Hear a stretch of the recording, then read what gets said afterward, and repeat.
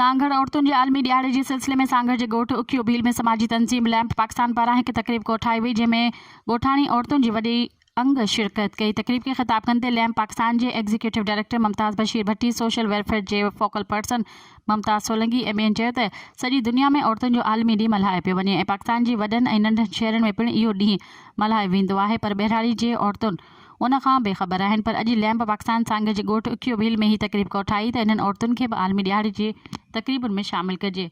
हुन चयो त लैंप पाकिस्तान बहराड़ी जे औरतुनि जी तरक़ीअ लाइ कमु करे रही आहे त जीअं औरत पाण खे कमज़ोर न सम्झे। तक़रीब जे मौक़े ते मुख़्तलिफ़ गीतनि ते टैबलोस पेश करे केक कटियो वियो।